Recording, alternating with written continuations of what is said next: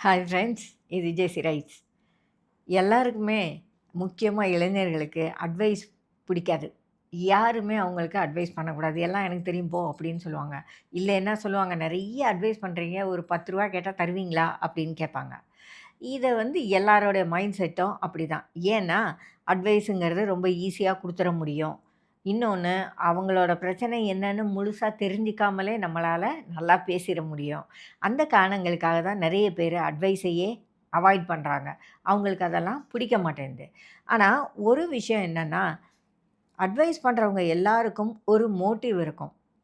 தோற்று போன அல்லது கஷ்டத்தில் இருக்கிற ஒருத்தனை மனசை தேத்தி விடணும் அப்படிங்கிற ஒரு எண்ணம் இருக்கும். அதுக்காக தான் அவங்க எல்லாருமே பேசுவாங்க.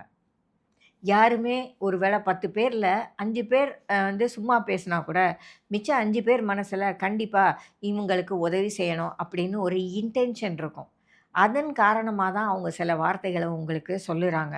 மற்றபடி அவங்களால உங்களுக்கு பெரிய உதவிகள் இருக்காது. நீங்க நினைக்கிற மாரி பணம் கொடுத்து உதவ முடியாது.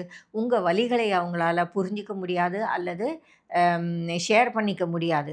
அதே சமயம், "நீ இந்த இடத்துல தோத்து போயிடாத. நீ இந்த இடத்துல நின்னு போயிடாத. உனக்கு சப்போர்ட் பண்ண நான் இருக்கிறேன். என்னால வேறு எதுவும் முடியலைன்னாலும், என்னோட அனுபவத்த நான் உனக்கு சொல்றேன். இது வழியா நீ இன்னமும் கொஞ்சம் புடிச்சு நின்னு, இந்த விஷயத்த தாண்டி வா." அப்படிங்கிற ஒரு நல்ல மனசின் காரணமா தான் அவங்க எல்லாருமே உங்களுக்கு அட்வைஸ் பண்றாங்க. ஆகையினால அட்வைஸ்கள ரொம்ப சாதாரணமா எடுக்காதீங்க. அட்வைஸ் குடுக்குறவங்க எல்லாருமே தப்பானவங்கன்னோ, அல்லது சும்மா போற போக்குல சொல்லிட்டு போறாங்கன்னோ அர்த்தமெல்லாம் கிடையாது.